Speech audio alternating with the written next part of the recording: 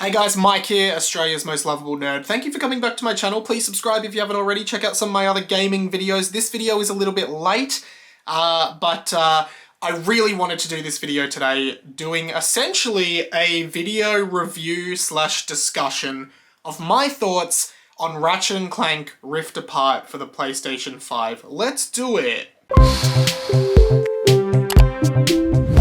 Alright, holy moly, look at this game, Ratchet Clank Rift Apart for the PlayStation 5. I did a video a while ago talking about how I was really excited for this game. I thought it was going to be really good and I was not disappointed by this game. I have now completed the game once through on the hard difficulty, and I gotta say, I think this is not only exactly what this series needed for its debut entry on the PlayStation 5, but also generally I would say this is quite possibly one of the best in the franchise in terms of, well, everything. And as a brief background on my history with the Ratchet Clank franchise, I've been a huge fan of this game series for a very long time. The first one I had was Ratchet Clank Going Commando on PlayStation 2, and I then had Ratchet Clank 3 up your arsenal as well. I have played every game in the series from there, including the 2016 reboot, and yeah, I have missed this franchise a lot because it has been essentially since 2016 since we got a new game in the series, but I think that was definitely a good thing, and I'll talk more about that in a sec. And I think the Ratchet Clank series is such an incredible franchise because it basically took what the late 90s and early 2000s was doing in the 3D platformer genre, like take stuff like Super Mario 64 and Banjo-Kazooie and games like that, and then totally sort of took those mechanics, made them even more fun, like made the controlling your character in a 3D space thing more fun, and added the third-person shooter aspect, right? And this kind of blended genre of a 3D platformer and a third-person shooter, which was just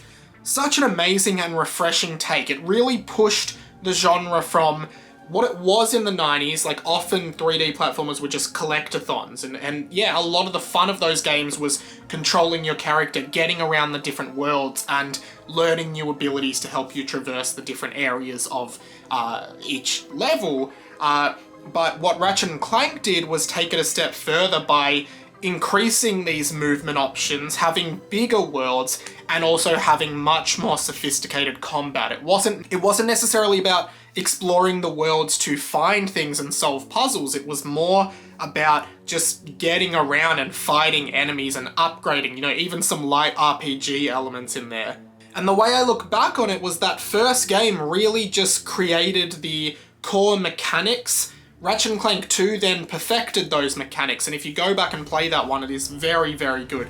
And then Ratchet & Clank 3 expanded on those perfected mechanics, and I think of that original trilogy, 2 and 3, it's hard for me to decide which is better, because I think 2 perfected the mechanics and then 3 expanded the mechanics of the game and made it even more fun. Then when we hit next gen with PS3, we had Ratchet & Clank Future Tools of Destruction, and Tools of Destruction was very similar to those original 3 games, and I didn't feel like, while I thought it was a great game and a really fun game, I didn't necessarily feel like it was the step forward for the series we needed, but we did get that on the PS3 a few years later with Crack in Time, which totally overhauled it, added some more space exploration type missions, and just kind of felt like a breath of fresh air for the series. So then in 2016, when we got the reboot of the original Ratchet & Clank, it did feel great, and it was really good on the PS4, but I didn't feel like, again, it didn't feel like the next step for the franchise that it needed, the way that Rift Apart really does feel like that. And Rift Apart just takes total advantage of everything that the PS5 does, and Insomniac games do this so well. You know, you've got the haptic feedback on the triggers, which is what you use to fire the gun. Each gun kind of has a different effect the harder you push down the triggers. And, you know, from a gameplay mechanic standpoint, there are some more movement options and greater, like, faster movement options with the jet boots or the hover boots, as well as the dashing with circle, and the gameplay is just sublime. It feels amazing to get around this world. Of course, the main feature of the game, or the game's namesake, is these rifts, where if you press L1, you can quickly zoom ahead to one of these rifts on the map and basically teleport, essentially, or go very quickly to these areas, which work pretty well. And I guess a lot of the marketing to this game, particularly with the name and the trailers and stuff, revolved around, you know, these riffs in combat. I didn't use them that much. I thought they were fun, but I did just appreciate the old school gameplay more generally. The weapon variations and all the different kinds of weapons. Of course, Ratchet & Clank is well known for having zany and wacky weapons, and this game is right off the bat showing you that. There's obviously the classic weapons, just like your normal blaster and like the shotgun and stuff like that, but then you've got stuff like the topiary sprinkler, which is something that turns your enemies into plants, stuff like that, which is amazing. Mr. Fungi, which is a mushroom-based assist kind of weapon. Then you've got just some great new ideas for weapons like the Negatron beam or something like that, which is just like a big light beam that shoots in front of you for a little while. This really fun weapon where you just press the button again and again and it ricochets off enemies, and I really enjoyed that one as well. The weapons are great, even the lightning rod weapon which electrocutes enemies, and each enemy has its own electrocution animation and voice effect, which I thought was just this great attention to detail that these games always show. Insomniac just make amazing games with amazing attention to detail, and you can also see how much they have learnt from the Spider-Man games they made. And it was funny because when I played Spider-Man on PS4, I was seeing how much Insomniac was taking little bits of Ratchet & Clank and putting them into Spider-Man, like the weapon select wheel that was almost directly out of Ratchet & Clank. But now it seems like some of their new learnings from the Spider-Man games are being put into Ratchet & Clank, particularly with, I guess you could say, interactive voice dynamics with characters on the map. Like, you can run around and you'll see a character and the characters will automatically start interacting, but then if you move away, they'll be like, all right, be right back, and stuff like that to signify what's happening in the game. And I think that that was a really cool, immersive thing. I just thought this game was so much fun. The entire time I was playing it, I was in this flow state. Like, I didn't want to stop playing. I wanted to keep experimenting with the weapons. I wanted to keep exploring. I just wanted to charge forward. It's not the longest game in the series. It's quite short. I don't know how many hours I played it for, but it is short.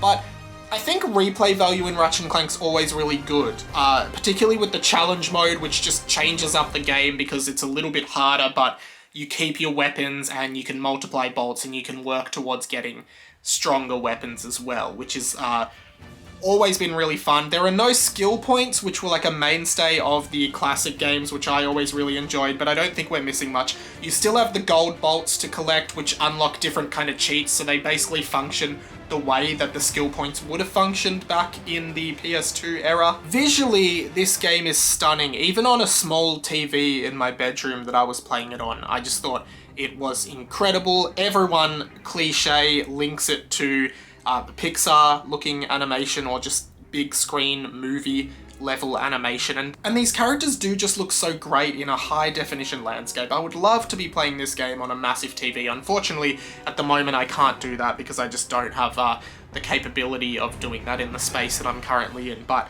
I really do want to go for a 100% run of this game. I think it's really fun. For the first time, you can see gold bolts on the map and just go straight to them, and you can mark points on the map and go to them as well. The battle arenas, like the little arenas you go into during the main story to attack, are always really well thought out. There's often lots of places you can hide behind, and I just love the movement and how freeing it feels. Platformers, for me, are the best genre because it always feels like I have a complete control over my character, and it was no different in this. Like, I just felt like the entire time I was playing, I knew exactly where I could move, what I could do. I could move as fast as I wanted to. I never felt like I was moving slowly, whereas often in like open world games that aren't platformers, I find that they feel very sluggish and heavy.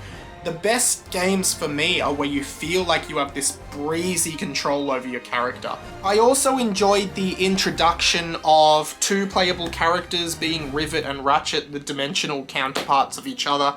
That was really fun. I worried at first because I thought that maybe you would have totally different weapons and different upgrades for each of them, and it would just be kind of annoying switching between them, but I think they got around that by just literally syncing the weapons between both characters with, you know, an in-game reason, but it just made it feel so seamless. Like, they were different characters and there were two different storylines going, but you didn't have to worry about having different weapons for different characters. You were kind of, all your weapons were upgrading together, whether it was for Ratchet or Rivet.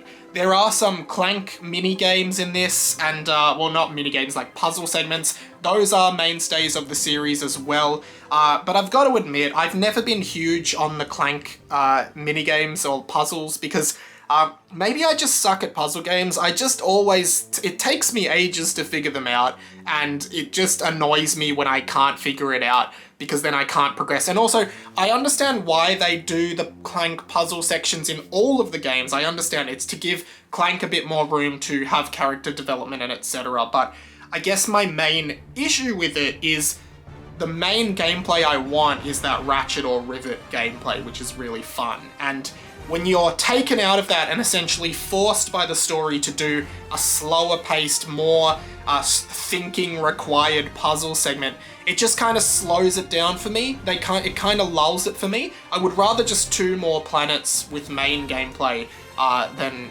Clank gameplay, but I'm not complaining. They were kind of fun. You had to think a fair bit, but yeah, overall I've never been huge on the Clank minigames. Ultimately, when I talk about this game, I will put it up there as one of the best Ratchet and Clank games in the series. Crack in Time is up there, 2 and 3 are up there. This one is incredible in every way. I would love to play through it again. I enjoyed it so much. Yeah, I think this is absolutely an amazing first-party offering from PlayStation. I'm really glad I was able to pick this up. I'm really glad I've got my PlayStation. I realize not many people have been able to find one. There is a huge shortage, so yeah.